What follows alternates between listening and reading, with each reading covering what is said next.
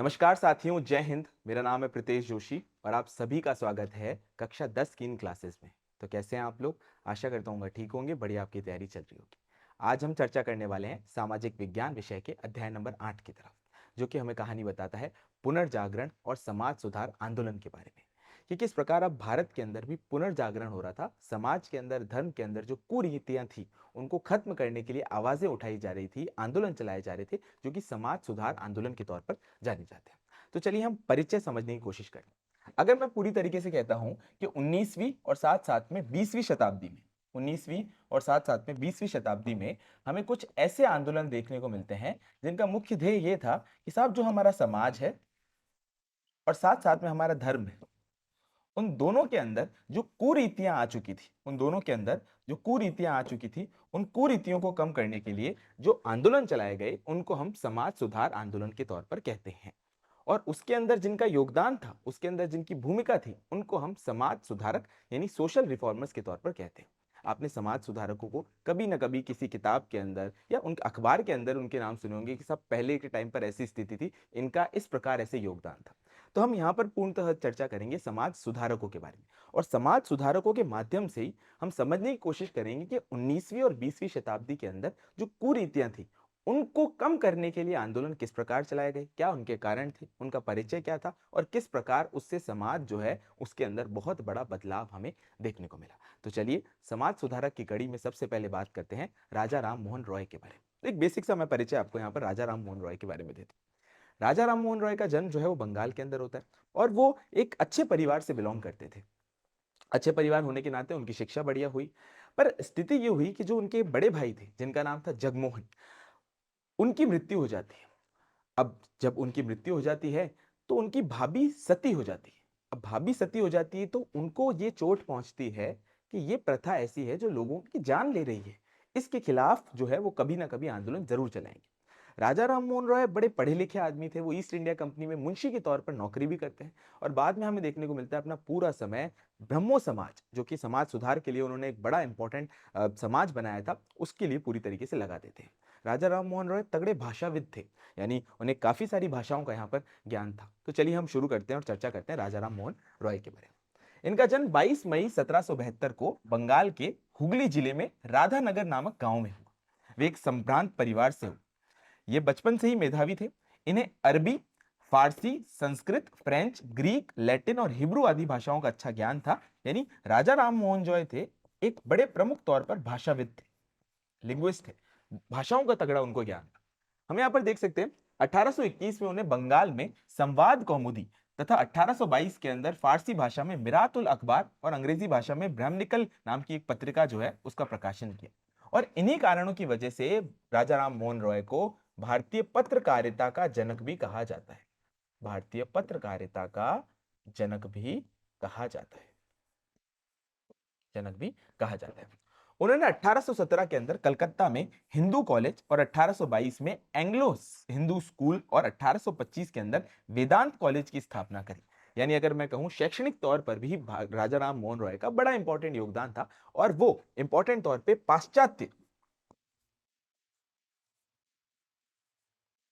पाश्चात्य शिक्षण पद्धति जो है उसके अंदर पूर्णतः विश्वास करते थे। उनका ये मानना था कि साहब वो साइंटिफिक है, वो पूरी तरीके से तार्किक है, तो उसका योगदान बढ़ना चाहिए।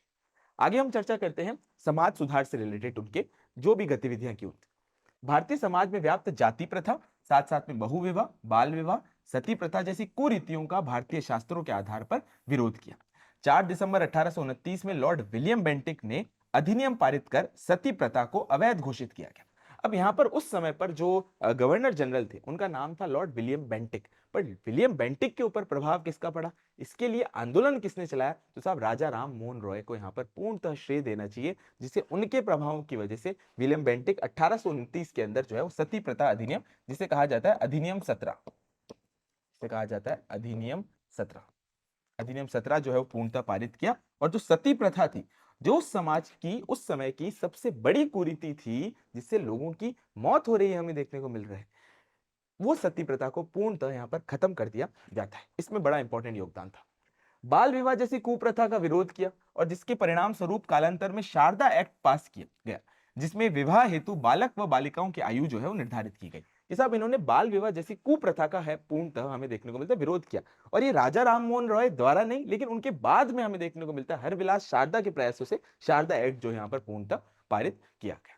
अब यहाँ पर हम चर्चा करते हैं ब्रह्म समाज की। आपने एक चीज यहाँ पर जरूर नोटिस की होगी कि लोगों को, व्यक्ति को जो है अपने कामों से पहचाना जाता है। उसी तरीके से राजा राम मोहन रॉय की पहचान बना ब्रह्म समाज, और ब्रह्म समाज की पहचान बना राजा राम मोहन रॉय। यानी उन्होंने एक ऐसे समाज की जो है संरचना करी, ऐसी सभा की संरचना करी जिसका मुख्य ध्येय था सामाजिक और धार्मिक कुरीतियों को खत्म करना और भारतीयों को एक ऐसे पथ पर लेकर चलना जो पूर्णतः तार्किक हो, जिसके अंदर समाज जो है वो पूरी तरीके से साथ में जुड़ा हुआ हो और वो सभी के लिए बिल्कुल ठीक हो। तो उन्होंने ब्रह्म समाज की जो है स्थापना करी। 20 अगस्त 1828 को ब्रह्म समाज की स्थापना की गई। ब्रह्म समाज की प्रमुख शिक्षाओं की अगर मैं बात करूं तो वे ईश्वर एक है, अनंत है और अनादि आत्मा है। यानी वो एकेश्वरवाद के अंदर, एकेश्वरवाद के अंदर जो है वो पूर्णतः रखते थे, एकेश्वरवाद के अंदर जो है वो पूर्णतः विश्वास रखते थे। अब यहाँ पर एक बात और आपको बता देता हूँ। राजा राम मोहन रॉय जो है वो अन्य धर्मों के अंदर जो अच्छी अच्छी चीजें थी उनको लेने का पूर्णतः प्रयास किया। जैसे कि इस्लाम के अंदर से उन्होंने एकेश्वरवाद लिया। अगर मैं भारतीयों के हिंदू धर्म की बात करूं तो वो वेदांत की जो फिलॉसफी थी, दर्शन था, उससे बड़े प्रभावित थे। साथ साथ में अगर मैं ईसाई धर्म की बात करूं तो जो वहां का नीति शास्त्र है, ईसाई धर्म के जो एथिक्स हैं, उनसे बड़े प्रभावित थे। तो इस वजह से उन्होंने हर एक धर्म से जो अच्छी अच्छी चीजें उनको लगी उनको जोड़कर ब्रह्मो समाज की संरचना करी। ईश्वर किसी जाति संप्रदाय से संबंधित नहीं है, ईश्वर जो है वो किसी जाति या संप्रदाय से संबंधित नहीं है। ब्रह्म समाज में मूर्ति पूजा का पूर्णतः विरोध किया गया। ईश्वर की उपासना आध्यात्मिक रीति रिवाज से होनी चाहिए। बुरे कार्यों का प्रायश्चित तथा त्याग करने में मुक्ति मिलनी चाहिए। साथ साथ में ब्रह्म समाज आडंबर और कर्म कांडों का विरोध भी जो है वो पूर्णतः करता था। 1833 के अंदर ब्रिस्टल नगर के अंदर उनका देहांत हो गया। तो इस बात को थोड़ा सा ध्यान रखिए, वो क्या करने जाते हैं भाई, हमें यहां पर देखने को मिलता है कि उस समय पर जो मुगल राजा था, मुगल राजा था, उसका नाम था अकबर द्वितीय। ये वो वाला अकबर नहीं है भैया, ये अकबर द्वितीय है, अकबर सेकंड है। अब क्या हुआ, अकबर सेकंड जो है अपनी पेंशन बढ़वाने के लिए इंग्लैंड में किसी व्यक्ति को भेजना चाहता था जिससे भाई ब्रिटिश ईस्ट इंडिया कंपनी जो है वो उसकी पेंशन बढ़ा सके। अब अकबर को जो सबसे अच्छे व्यक्ति लगते हैं वो लगते हैं साहब राजा राम मोहन रॉय। और एक बात और बता देता हूं, राजा राम मोहन रॉय को ये जो राजा की उपाधि दी गई थी ये अकबर द्वितीय द्वारा ही दी गई थी। इस बात का थोड़ा ध्यान रखना। अकबर द्वितीय कौन है भाई, उस समय का मुगल राजा। मुगल तो बड़े अपने आप में कमजोर हो चुके थे, पर जो भी टाइटुलर हेड था वो अकबर द्वितीय था। तो अपनी पेंशन बढ़वाना चाहता था, इस वजह से वो राजा राम मोहन रॉय को इंग्लैंड भेजता है। ये बात ध्यान रखने वाली है, एक इंपॉर्टेंट फैक्ट हमें देखने को मिलता है 1833 के अंदर ब्रिस्टल नामक शहर में एक डॉक्टर कारपेंटर थे, डॉक्टर कारपेंटर थे। उनके घर पर जो है उनका देहांत हो जाता है राजा राम मोहन रॉय का 1833 के अंदर। अब 1833 की स्थिति तक तो हमें पता चल गया, हमने जीवन परिचय के बारे में बात करी और ब्रह्म समाज के बारे में चर्चा करी। अब हम आगे बढ़ेंगे कि साहब उनकी मृत्यु के बाद समाज जो है वो पूर्णतः दो हिस्सों के अंदर विभाजित हो गया था। एक बन गया साहब आदि ब्रह्म समाज और एक बन गया भाई भारतीय ब्रह्म समाज। स्थिति क्या हुई देखो, एक धड़ा जो है वो ये बोल रहा था कि साहब हमारे जो राजा राम मोहन रॉय हैं, राजा राम मोहन रॉय हैं, सिर्फ उन्हीं ने जो रास्ता बताया है उसी के ऊपर चलेंगे हम, जो उन्होंने रास्ता दिखाया, जो पथ दिखाया उसके ऊपर ही चलेंगे और सिर्फ हम कुछ बदलाव की बातें करेंगे। भारतीय ब्रह्मो समाज के जो लोग हैं वो पूर्णतः ये कहते हैं कि भाई अब अन्य धर्मों का भी समावेश जो है वो पूर्णतः इसके अंदर होना चाहिए। इस चीज को लेकर ये जो ब्रह्मो समाज था वो दो धड़ों के अंदर बंट जाता है। एक धड़ा बनता है आदि ब्रह्मो समाज और दूसरा धड़ा बनता है भारतीय ब्रह्मो समाज। आदि ब्रह्मो समाज का जो नेतृत्व कर रहे थे वो थे देवेंद्र नाथ टैगोर, और हमें देखने को मिलता है सब भारतीय ब्रह्म समाज का जो नेतृत्व कर रहे थे वो थे केशव चंद्र सेन। चलिए चर्चा करते हैं। भारत में राजा राम मोहन रॉय ने सर्वप्रथम समाज सुधारक का प्रारंभ किया, इसलिए उन्हें भारतीय पुनर्जागरण का पिता भी कहा जाता है, भारतीय पत्रकारिता का भी जनक कहा जाता है, पहला आधुनिक पुरुष कहा जाता है। अतीत अतीत अतीत और साथ साथ में अभी के बीच का सेतु कहा जाता है राजा राम मोहन रॉय। ये बात आपको थोड़ी सी ध्यान रखनी है। राजा राम मोहन रॉय के बाद हम चर्चा करने वाले हैं स्वामी दयानंद सरस्वती की, कि राजा राम मोहन रॉय ने जितनी कुरीतियां थी उनको पूरी तरीके से बताया, लेकिन दयानंद सरस्वती ने वो कुरीतियां क्यों हैं, साथ साथ में उनको कम कैसे किया जा सकता है, और ये बताने की कोशिश करी कि सिर्फ कुरीतियां जो है वो हिंदू धर्म के अंदर व्याप्त नहीं है, अन्य धर्मों के अंदर भी कुरीतियां हैं, और कुरीतियां जो है वो समाज में समय के साथ साथ जो है वो आगे पीछे होती रहती है। अब अपन चर्चा करते हैं साहब स्वामी दयानंद सरस्वती के बारे में। एक एक इंपॉर्टेंट फैक्ट देखते हैं, चीजों को अपने याद करते चलते हैं। स्वामी दयानंद सरस्वती की अगर मैं बात करूं तो वे संस्थापक थे आर्य समाज के। देखो भाई, हर एक समाज सुधारक का एक ना एक समाज है, तो वैसे ही स्वामी दयानंद सरस्वती के होंगे सब आर्य समाज के संस्थापक। स्वामी दयानंद सरस्वती का जन्म जो है वो गुजरात के काठियावाड़ के मौरवी ग्राम में 1824 के अंदर हुआ।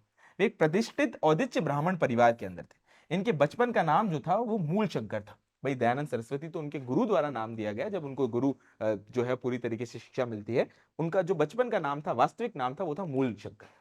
इनके पिता वैदिक ब्राह्मण थे और इनकी शिक्षा में यजुर्वेद प्रारंभ था। 21 वर्ष की आयु में ज्ञान की खोज में उन्होंने घर को त्याग कर दिया और स्वामी विरजानंद को अपना गुरु बनाया। स्वामी विरजानंद से उन्होंने पूरी तरीके से गुरु से जो शिक्षा प्राप्त होनी चाहिए वो शिक्षा प्राप्त करी।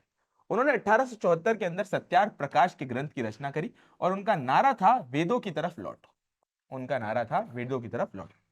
10 अप्रैल 1875 को बंबई यानी मुंबई में आर्य समाज की स्थापना जो है वो की जाती है और बाद में हमें देखने को मिलता है 2 साल बाद यानी 1877 में यह आर्य समाज जो है वो शिफ्ट हो जाता है कहां पर, लाहौर के अंदर। लाहौर के यानी स्थापना कहां पर की गई, तो स्थापना बंबई के अंदर की गई, बाद में शिफ्ट कहां पर हो जाता है, तब लाहौर के अंदर हो जाता है। अब जैसे राजा राम मोहन रॉय को जाना जाता है ब्रह्मो समाज से, उसी तरीके से आर्य समाज से को जाना जाएगा दयानंद सरस्वती से, या फिर दयानंद सरस्वती को जाना जाएगा आर्य समाज से। आर्य समाज के अगर कुछ प्रमुख सिद्धांतों के मैं बारे में बात करूं तो ईश्वर जो है वो सर्वशक्तिमान है, अजर अमर है, सर्वज्ञ है तथा निराकार है। ईश्वर समस्त ज्ञान का आधार है। मनुष्य को सदैव सत्य को स्वीकार करने के लिए तत्पर रहना चाहिए। साथ साथ में वेद ज्ञान का भंडार है और सभी को वेदों का अध्ययन करना चाहिए। वैदिक धर्मानुसार ही मनुष्य के कर्म का प्रवृत्त होना चाहिए। धर्मानुसार जो है वो यज्ञ हवन होना चाहिए।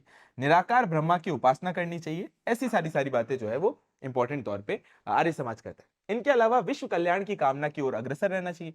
अशिक्षा को दूर करना चाहिए। आर्य समाज एवं पुनर्जन्म में विश्वास पूर्णतः यहाँ पर रखना चाहिए। यानी यहाँ पर भी समाज धर्म को एक सही पथ पर ले जाने की बातें जो है वो की जा रही है आर्य समाज द्वारा। स्वामी दयानंद सरस्वती ने आर्य समाज के माध्यम से समाज के विभिन्न क्षेत्रों को सुधार करने का प्रयास किया गया, जो कि पूर्णतः निम्नलिखित थे। यानी उन्होंने हर एक पॉइंट को, यानी समाज के अंदर जितने भी अलग अलग धड़े हैं उन सब के अंदर सुधार करने की कोशिश करी। अब यहाँ पर 4 बातें लिखी गई है, हम इनको एक एक करके समझते हैं फिर आगे बढ़ेंगे।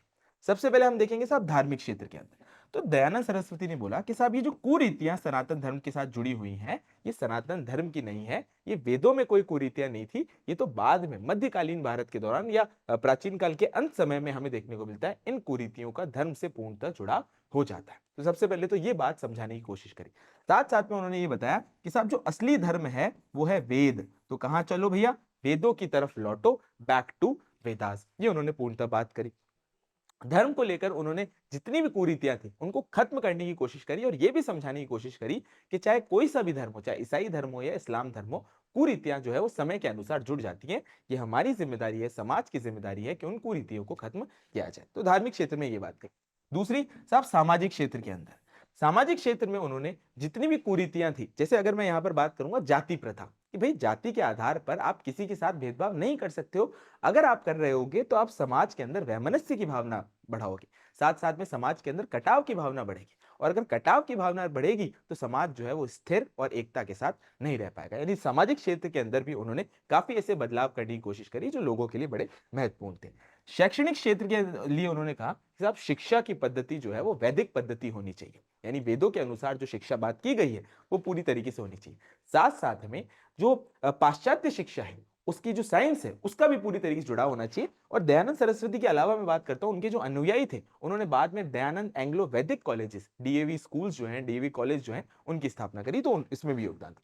साथ साथ में उन्होंने राष्ट्र के निर्माण की बात करी। सबसे इंपॉर्टेंट बात कि साहब जो स्वराज शब्द है, स्वराज शब्द का जो पहला इस्तेमाल किया गया तो साहब दयानंद सरस्वती द्वारा किया गया।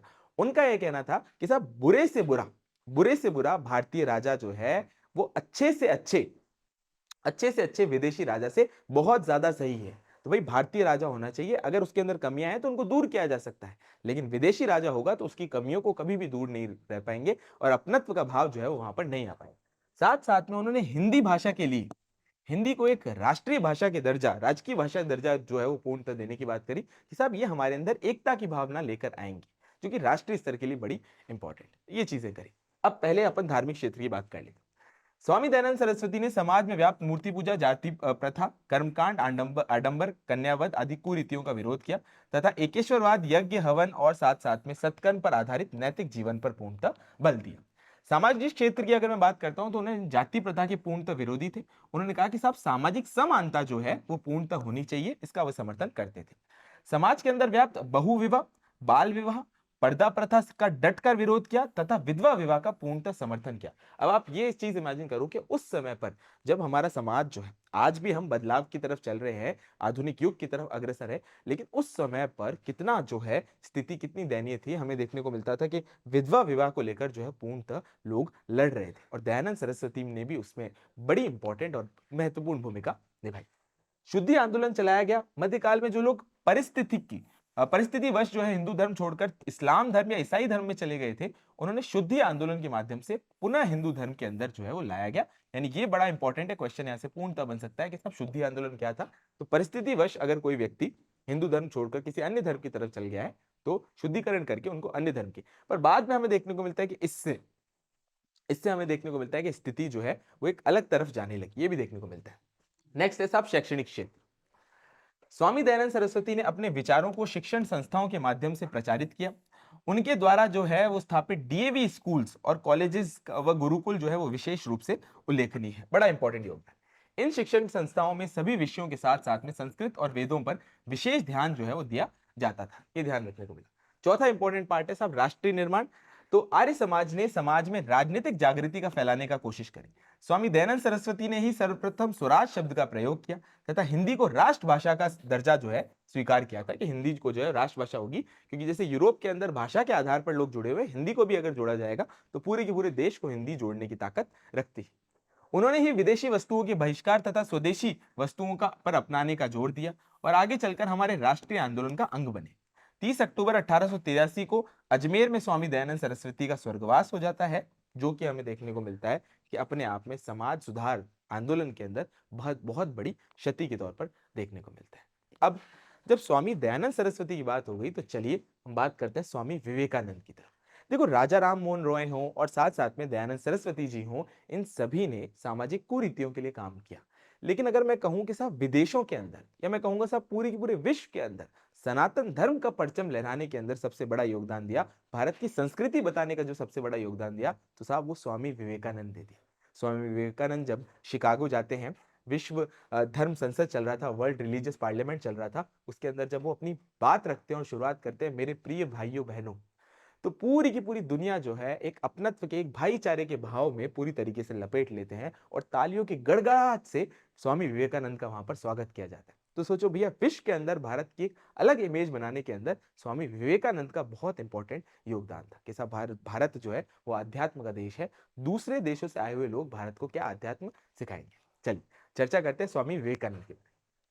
जन्म 12 जनवरी 1863 को कलकत्ता के प्रतिष्ठित विश्वनाथ दत्त के परिवार में हुआ। दत्त परिवार से ये पूरी तरीके से नाता रखते थे। उनकी माता का नाम था भुवनेश्वरी। उनकी मुलाकात की अलवर के महाराजा और खेतड़ी नरेश अजीत सिंह से हुई। अजीत सिंह उनसे बहुत ज्यादा प्रभावित थे और उनका नाम जो है वो विवेकानंद रख दिया गया। इनका असली नाम जो था वो था नरेंद्र, नरेंद्र था। और नरेंद्र जो है हमें देखने को मिलता है, क्या नाम हो गया? विवेकानंद। नरेंद्र नाथ दत्त से अब जब आध्यात्म की तरफ गए तो उनका नाम हो गया विवेकानंद। 1893 में शिकागो में आयोजित विश्व धर्म सम्मेलन में उन्होंने भाग लिया। 4 जुलाई 1902 को अल्पायु में स्वामी विवेकानंद का निधन हो गया। अगर मैं बात करता हूँ 1893 की शिकागो की घटना, तो मैं कहूंगा जब भारत का जब इतिहास लिखा जाता है, जो सबसे प्रमुख घटनाओं में से एक बात की जाती है, तो शिकागो के अंदर विश्व धर्म सम्मेलन जो हो रहा था, विश्व धर्म संसद जो हो रहा था, उसकी बात यहाँ पर पूर्णतः रखी जाती है। क्यों? क्योंकि विश्व के अंदर भारत की एक अलग इमेज, आध्यात्म भारत का बताने के अंदर स्वामी विवेकानंद का बहुत इंपॉर्टेंट योगदान था। स्वामी विवेकानंद ने रामकृष्ण मिशन की स्थापना करी। उनके गुरु जो थे, उनका नाम था रामकृष्ण परमहंस, और अपने गुरु के आदर्शों के साथ, अपने गुरु के नाम पर ही वो एक मिशन की स्थापना करते हैं जिसका नाम है रामकृष्ण मिशन। उत्तिष्ठ जागृत प्राप्य वरा त्रिबोधत, यानी अर्थात उठो जागो और लक्ष्य प्राप्ति तक मत शयन करो का संदेश जो है वो पूर्णतः स्वामी विवेकानंद ने दिया। अब सोचो भाई, दयानंद सरस्वती ने कहा वेदों की तरफ लौटो, और यहाँ पर स्वामी विवेकानंद जो है वो पूरे के पूरे विश्व के साथ साथ भारत के युवाओं को, भारत के सभी वर्ग को जगाने का प्रयास कर रहे हैं अपने इस नारे से। अब हम चर्चा करते हैं स्वामी विवेकानंद के विचारों के बारे में कि साहब उनके विचार क्या थे। स्वामी विवेकानंद के अनुसार ईश्वर सभी परिकल्पनाओं से परे है और तथा सर्वव्यापी है। वेदों में निहित ज्ञान, भक्ति और कर्म योग के माध्यम से ईश्वर की प्राप्ति हो सकती है तथा विश्व के सभी धर्म इसमें किसी एक मार्ग पर पूर्णतः आधारित हैं। यानी उसने विश्व के स्तर पर एक अपनत्व और भाईचारे का, यानी कि साहब धर्म चाहे कोई भी हो, बात पूर्णतः एक रख रहे हैं, इसका मैसेज देने की कोशिश करिए। सभी धर्म अच्छे हैं तथा व्यक्ति को अपने धर्म का परित्याग नहीं करना चाहिए और दूसरों के धर्म का भी पूर्णतः सम्मान करना चाहिए। यानी अगर मैं कहूंगा साहब कि धार्मिक तौर पर सहिष्णुता की जो भावना है, धार्मिक तौर पर सहिष्णुता की जो भावना है, वो पूर्णतः स्वामी विवेकानंद ने देने की कोशिश करी। हिंदू धर्म प्राचीनतम एवं श्रेष्ठ धर्म है। इसमें आध्यात्मिक और जो है कोई ऐसा दोष हमें नहीं देखने को मिलता। ये भी वो हिंदू धर्म, सनातन धर्म के बारे में यहाँ पर अपने विचार रखते हैं। साथ साथ में हम देखते हैं कि स्वामी विवेकानंद ने वेदांत दर्शन के माध्यम से अपने गुरु, जिनका नाम था रामकृष्ण परमहंस, रामकृष्ण परमहंस,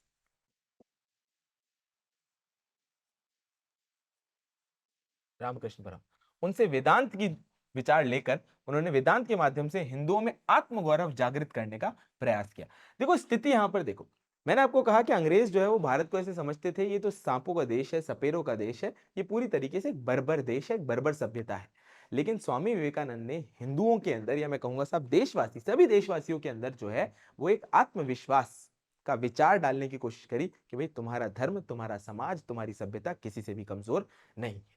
ये बड़ा इंपॉर्टेंट पॉइंट था, जो कि अपने आप में सभ्यताओं की एक लड़ाई थी।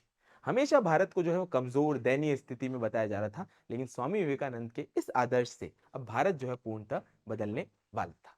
अब स्वामी विवेकानंद के आगे चलते हैं और हम बात करते हैं हमारे प्यारे बाबा साहब के बारे में। यानी मैं चर्चा करूंगा डॉक्टर भीमराव अंबेडकर साहब के बारे में। किस प्रकार हमें देखने को मिलता है कि साहब समाज के अंदर जो कुरीतियां थी उनको झेल कर आगे बढ़ना और समाज को एक नई दिशा पूर्णतः देना, भारत के संविधान को बनाने के दौरान योगदान देना और पूरी दुनिया को अपने शिक्षण से, अपने मैसेज, अपने विचार को बिल्कुल क्लियर पूरी दुनिया को देना, वो सिर्फ और सिर्फ बाबा भीमराव अंबेडकर साहब ही कर सकते हैं। तो अपन याद रखेंगे और चर्चा करेंगे डॉक्टर भीमराव अंबेडकर जी की। डॉक्टर भीमराव अंबेडकर का जन्म जो है वो 14 अप्रैल 1891 में मध्य प्रदेश के महू महार कुल में तत्कालीन निम्न जाति में हुआ। इनके पिता का नाम रामजी मालोजी सकपाल व माता जी का नाम जो है वो भीमाबाई था। हम यहाँ पर देखते हैं 1905 में उनका विवाह रमाबाई से हुआ तथा 1935 के अंदर उनकी मृत्यु हो गई। बहिष्कृत हितकारिणी सभा का गठन किया गया, जिसका उद्देश्य जो था वो था दलितों को नागरिक अधिकार दिलवाना। 15 अगस्त 1947 को नई सरकार में वे भारत के प्रथम कानून मंत्री बने तथा उन्हें भारतीय संविधान की प्रारूप समिति का अध्यक्ष बनाया गया। प्रारूप समिति का जो सबसे मुख्य काम था वो संवैधानिक ढांचे को पूर्णतः एक तरीके से तैयार करना, साथ साथ में जो संविधान बन रहा है वो कानूनी तौर पर बिल्कुल ठीक हो, ये बड़ा महत्वपूर्ण काम जो था वो प्रारूप समिति का। उसका अध्यक्ष, ड्राफ्टिंग कमेटी के जो अध्यक्ष, प्रारूप समिति के जो अध्यक्ष थे, वो बाबा साहब अंबेडकर थे। अंबेडकर द्वारा संविधान तैयार संविधान में नागरिकों को व्यापक स्वतंत्रता प्रदान की गई, साथ साथ में अस्पृश्यता का जो है वो अंत किया गया। अस्पृश्यता हमारे समाज की सबसे बड़ी कुरीति थी और आर्टिकल 17 यहां पर डालकर हमें देखने को मिलता है अस्पृश्यता का अंत किया गया। सभी प्रकार के भेदभाव को गैर कानूनी करार दिया गया और 26 जनवरी 1950 को भारत का संविधान जो था वो पूर्णतः लागू किया गया, जिसमें भीमराव अंबेडकर जी का बहुत बड़ा इंपॉर्टेंट योगदान था। प्रमुख पुस्तकों की अगर मैं बात करूं, हमें देखने को मिलता है हु आर शूद्र, साथ साथ में देखने को मिलता है the Buddha and his Dhamma, thoughts on Pakistan और द अनटचेबल नाम की प्रमुख किताबें थी। 14 अक्टूबर 1956 को डॉक्टर भीमराव अंबेडकर ने नागपुर में बौद्ध धर्म को पूर्णतः अपना लिया और 1990 में भारत सरकार ने मरणोपरांत सर्वोच्च सम्मान जो है भारत रत्न से यहाँ पर सम्मानित किया। तो मैं अगर कहूंगा सब 19वीं शताब्दी की बात करूंगा, या मैं कहूंगा साहब जो 20वीं शताब्दी के सबसे प्रमुख जिनका बड़ा इंपॉर्टेंट योगदान हो, तो वो हमारे प्यारे बाबा साहब भीमराव अंबेडकर जी का है। चलिए नेक्स्ट हम चर्चा करते हैं और बात करते हैं आचार्य तुलसी के बारे में। आचार्य तुलसी वही जिन्होंने अनुव्रत आंदोलन की शुरुआत की। आचार्य तुलसी की अगर मैं बात करता हूं तो इनका जन्म 20 अक्टूबर 1914 को राजस्थान के लाडनू में हुआ। उनके पिता का नाम झूमरबल खटेड़ था और माता का नाम वंदना था। आचार्य तुलसी 11 उम्र की वर्ष में उन्होंने जैन धर्म के 13 पंथ के अष्टम आचार्य कालूगणी के सानिध्य में मुनि दीक्षा ग्रहण करी तथा 22 वर्ष की उम्र में वे 13 पंथ धर्म सम के नवम आचार्य जो है पूर्णतः बन गए। आचार्य गहन अध्येता थे। उन्होंने जैन गमों के साथ साथ में भारतीय और भारतीयतर दर्शनों का पूर्णतः एक गहन अध्ययन किया। उन्होंने चूरू के सरदार शहर में अनुव्रत आंदोलन का प्रारंभ किया। अब अनुव्रत आंदोलन क्या है जिसने राजस्थान को, जैन धर्म को पूरे विश्व के अंदर पहचान दिलाई, उसके बारे में चर्चा करूं। अनुव्रत आंदोलन की निम्न आचार संहिता हमें देखने को मिलती। मैं किसी भी प्रकार की हिंसा नहीं करूंगा, मैं आक्रामक व्यवहार जो है वो पूर्णतः नहीं करूंगा, मैं विध्वंसता गतिविधियों के अंदर भाग नहीं लूंगा, मैं धार्मिक सहिष्णुता रखूंगा, मैं मानवीय एकता में विश्वास करूंगा, मैं व्यसन मुक्ति जीवन व्यतीत करूंगा, मैं ब्रह्मचर्य और अपरिग्रह का पालन करूंगा, साथ साथ में मैं सामाजिक कुरीतियों का पूर्णतः विरोध करूंगा, मैं अनैतिक आचरण नहीं करूंगा, मैं पर्यावरण की रक्षा करूंगा, मैं अपने व्यक्तिगत जीवन में प्रामाणिक रहूंगा। और 13 जून 1997 को बीकानेर के गंगा शहर में इस महामानव ने इस पूरे संसार से महाप्राण त्याग दिया। यानी आचार्य तुलसी और अनुव्रत आंदोलन ने लोगों को एक ऐसा पथ दिखाया कि इस जीवन के अंदर जब भौतिकवादी जीवन बढ़ता जा रहा है, पूरी तरीके से हमें देखने को मिलती है गलत गतिविधियां जो है इस संसार के अंदर इतनी बढ़ चुकी है, आचार्य तुलसी ने अनुव्रत आंदोलन के माध्यम से एक नई राह दिखाने की कोशिश करी। अब नेक्स्ट हम चर्चा करेंगे और बात करेंगे ज्योतिबा फुले का। ज्योतिबा फुले का जन्म 11 अप्रैल 1827 को पुणे महाराष्ट्र के एक माली परिवार में हुआ। इनके पिता का नाम गोविंद राव था तथा माता का नाम चिमनाबाई था। ज्योतिबा फुले के बारे में अगर हम बात करते हैं तो 1840 में 13 वर्ष की उम्र में इनका विवाह सावित्रीबाई नामक कन्या से हुआ। इन्होंने ज्योतिबा फुले के साथ मिलकर दलितोद्धार तथा साथ साथ में महिला शिक्षण के लिए प्रमुख तौर पर कार्य किए। ज्योतिबा फुले ने महिलाओं की स्थिति सुधारने के उद्देश्य से 1848 में पुणे में देश की प्रथम बालिका विद्यालय खोला। और यहां पर मैं बात कर रहा हूं जहां पर बालिका विवाह किए जा रहे थे, ज्योतिबा फुले ने अपना इतना इंपॉर्टेंट महत्वपूर्ण तौर पर योगदान दिया और बालिका शिक्षा के लिए कार्य किया। पहला बालिका विद्यालय जो है यहाँ पर पूर्णतः खोला। सितंबर 1873 में सत्यशोधक समाज की स्थापना करी। आप इस चीज पे बिल्कुल नोटिस करो, हर व्यक्ति एक आंदोलन, एक समाज, एक किताब से पूर्णतः जुड़ा हुआ है। और अगर मैं ज्योतिबा फुले की बात करता हूं तो उन्होंने सत्यशोधक समाज की स्थापना करी और एक किताब थी जिसका नाम था गुलामगिरी। क्या नाम था भैया? गुलामगिरी। चलो, ज्योतिबा फुले ने बाल विवाह प्रथा का पूर्णतः विरोध किया और ये विधवा विवाह के भी पूर्णतः समर्थक थे। 1888 में मुंबई में एक विशाल जनसभा में इन्होंने महात्मा के नाम से पुकारा गया और तब से नाम पड़ गया महात्मा ज्योतिबा फुले। 63 वर्ष की उम्र में 28 नवंबर 1890 को पुणे में इस महान समाज सेवक का स्वर्गवास हो गया, जो कि हमें देखने को मिलता है कि उस समय के हिसाब से, समाज सुधार आंदोलन के हिसाब से एक बहुत बड़ी क्षति थी। चलिए, तो अब सारी की सारी बातों के बारे में चर्चा करते हैं और एक क्विक सा रिवीजन कर लेते हैं। सबसे पहले हमने यहाँ पर क्या क्या सीखा उसके बारे में चर्चा कर लेते हैं। अगर मैं बात करता हूँ साहब समाज सुधार आंदोलन की, तो आपको ये देखना है कि साहब 19वीं और साथ साथ में 20वीं शताब्दी के अंदर जो सामाजिक कुरीतियां थी उनको कम करने के लिए जो आंदोलन चलाए गए उनको समाज सुधार आंदोलन कहेंगे। इसके अंदर काफी सारे समाज सुधारकों का बड़ा बड़ा योगदान था। जैसे अगर राजा राममोहन रॉय की याद करूं तो साहब राजा राममोहन रॉय, ब्रह्म समाज और उनके द्वारा चलाए गए अखबार और पत्रिकाएं। फिर हमने चर्चा करी दयानंद सरस्वती की और हमने चर्चा करी सत्यार्थ प्रकाश, उनकी बड़ी प्रमुख किताब और आर्य समाज के बारे में। आगे बढ़े और हमने विवेकानंद के बारे में जाना। विवेकानंद और उनके बारे में अगर हम याद रखेंगे तो रामकृष्ण परमहंस और शिकागो का वो विश्व धर्म सम्मेलन हमें याद रहना चाहिए। आगे बढ़े और हमने चर्चा करी बाबा साहब भीमराव अंबेडकर साहब के संविधान के अंदर उनका इंपॉर्टेंट योगदान, दलितोत्थान के अंदर उनका योगदान, समाज को एक नई राह दिखाने के अंदर उनका योगदान। फिर हमने आचार्य तुलसी के अनुव्रत आंदोलन के बारे में चर्चा करी और अंत में हमने ज्योतिबा फुले के बारे में चर्चा करी, गुलामगिरी उनकी पुस्तक और साथ साथ में सत्यशोधक समाज और खोला गया पहला विद्यालय, पहला बालिका विद्यालय। तो आज की क्लास यही तक। आशा करता हूं आपको ये पूरा का पूरा सेशन अच्छा लगा होगा। मिशन ज्ञान के परिवार के साथ बने रहें और इन क्लासेस को निरंतर शेयर कीजिए। अंत में एक ही बात, भारत है मेरी जान और मिशन है मेरा ज्ञान। जय हिंद, जय भारत और जय Rajasthan. Thank you so much.